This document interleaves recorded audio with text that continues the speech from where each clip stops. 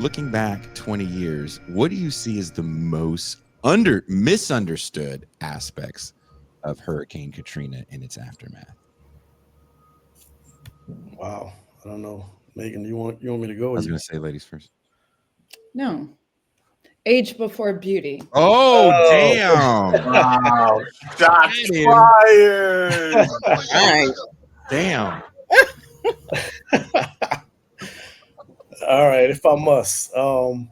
Yeah, so there's so many misunderstandings or misrepresentations of it. There's also the problem of amnesia, right? So many people don't even remember what happened at this point.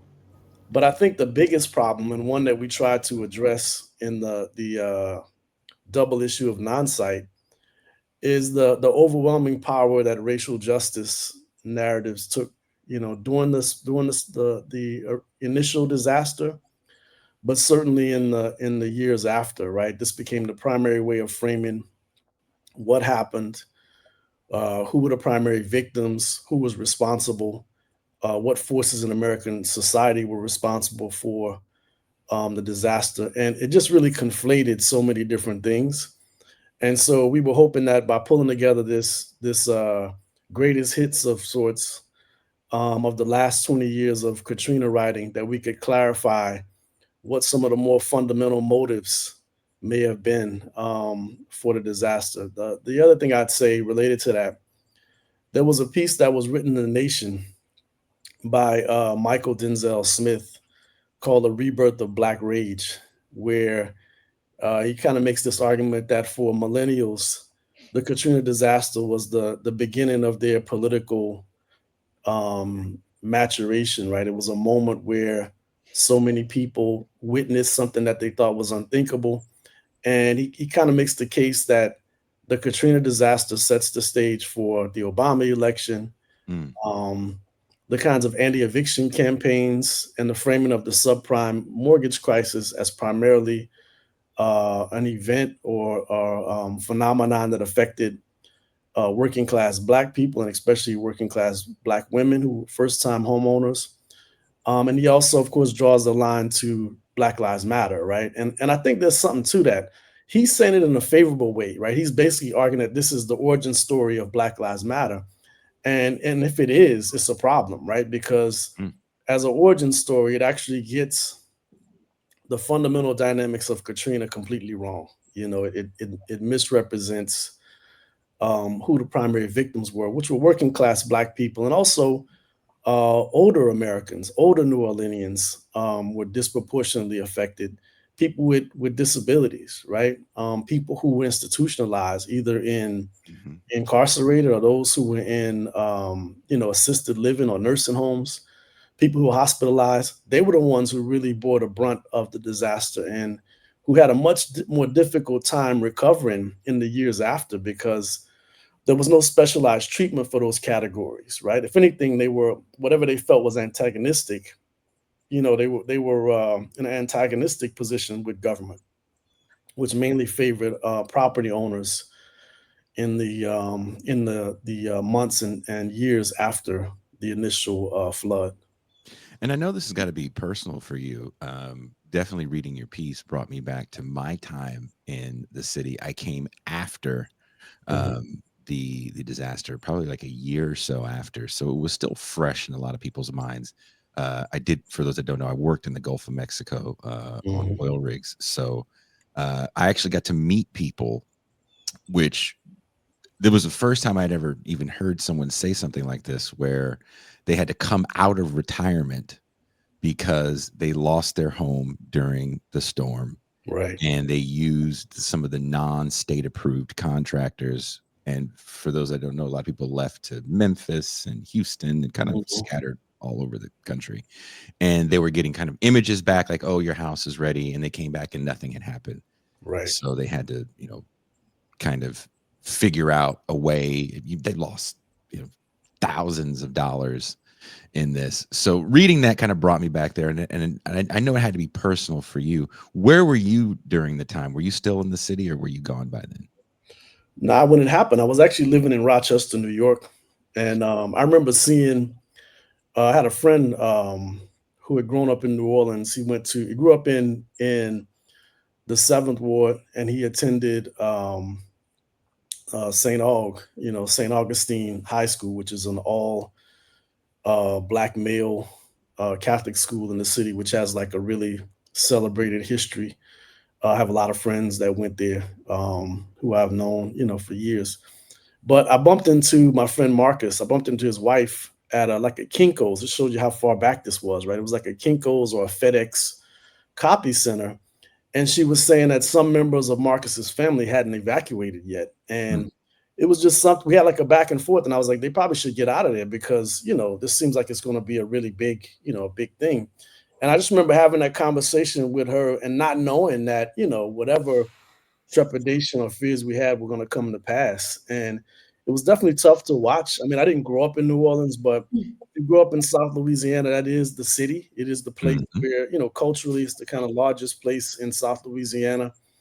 Houston is more of a destination if you're looking for work, but New Orleans was the place where we went, for various concerts and social gatherings and festivals and all the rest of it. And, I've been going to that city since the 70s, as a kid. So to watch what transpired, knowing I had so many people in different neighborhoods who evacuated, it was just tough to watch. And they sounded like, to hear the voices, they sounded so familiar, the people on news coverage, that it did hit me in a hard way.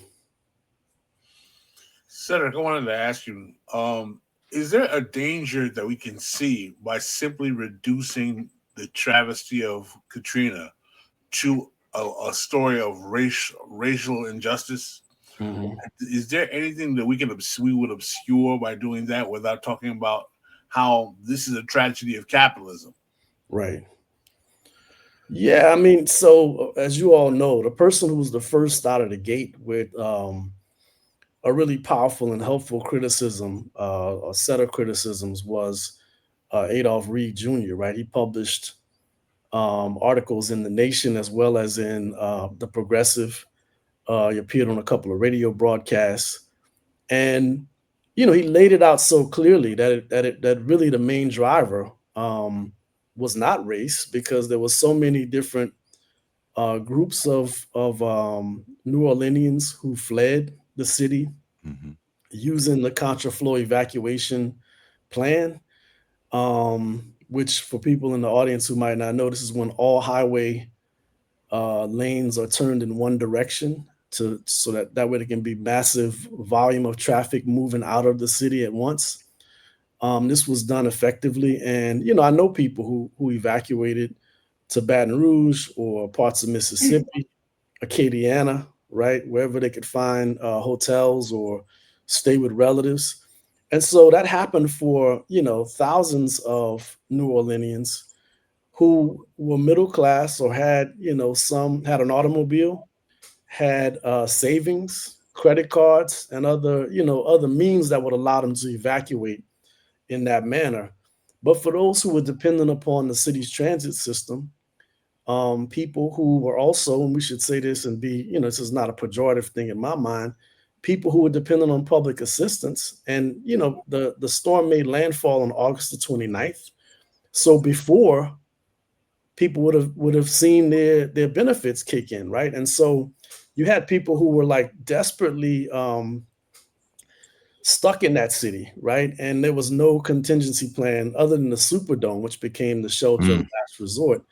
But the way that Adolph lays it out is so clear that, we can't rely strictly on this racial justice frame, and certainly not the commentary of Kanye West, right? And the thing about it, I think this is why we see the racial justice frame kind of mushrooming and expanding in the years after Katrina.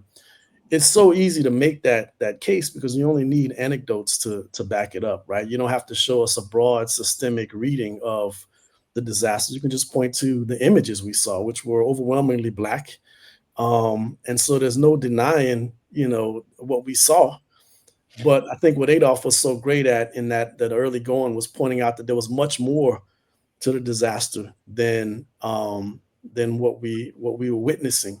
The other part of it too, and I think this is important for people to keep in mind, when Katrina disaster happened, New Orleans had been a black governed city, for 30 years at that point. It had been governed by, a black mayor and city council since I was in elementary, right? And so the idea that somehow those persons weren't culpable for the poverty that existed in the city, the violence that still plagued it, especially in the 1980s and 90s, it's incomprehensible, right? Like, how could we rely strictly on the idea that this was racism, where racism, of course, is a part of the mix, but it's certainly not the main driver. And, again, I think Adolph was really great in pointing that out early on. And many of us, like Megan and, John Arena, Thomas Adams, and others, I feel like we've built on some of the claims that he made early on, or tried to. And if I may, I think that's where, going back to your first question, Jason, about the sort of what we were seeing 20 years ago, the other kind of misconception, even in leftist narratives, is one that it was the storm itself that accelerated neoliberalism's development and proliferation across the city, when in fact, you can trace those processes much earlier, back to the 1970s. In fact, like, my academic work was really answering a question about how a city like New Orleans, which ostensibly after the civil rights movement had been devastated policy-wise, politics-wise, socioeconomically wise, would come to set trends for the rest of the country within a decade. By the 1970s, some of the processes around creating an interracial growth coalition that saw growth as a mechanism to draw in middle-class white consumers to the city, reorganizing the way that the city was developed. And that is something that was shaped long before Katrina, where we saw the massive efforts over the 1970s and 1980s to privatize the city. Now, that didn't happen in the full effect until after Katrina, but the idea that those were not the trends that were already developing across the city is something that people like to use Katrina as a marker, when Katrina was actually just an accelerator of processes that had been underway for decades. Is that the problem with kind of the shock doctrine framework, if you will, that became real popular when Naomi Klein wrote that book in the late aughts? Yeah. It is post-disaster that these things happen. And I think, yes, I think so. And I think there's a lot of utility in that book in sort of understanding what happens in that moment that accelerates processes. But when we think about, and I've thought about this a lot because her book starts globally and doesn't come to the US until much later in that narrative. And when we have located neoliberalism as a concept at its very origins, we tend to locate that in Chile and the Pinochet movement. And the reality is, you see the same trends. You see the sort of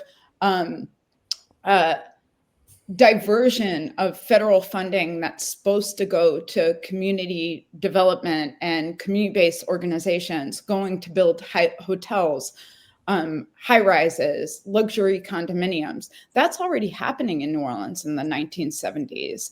The seeking of external capital, which was, kind of impossible in a city like New Orleans that was governed by a really insular elite up until the 1970s, being reimagined and reconfigured through a growth coalition of external developers, of sort of new money elites, and an interracial governing coalition. As Cedric said, there were, from the 1970s on, the coalition that governed New Orleans was firmly interracial. In fact, it was that interracialism that gave credibility to the idea that somehow privatized economic development would benefit everybody.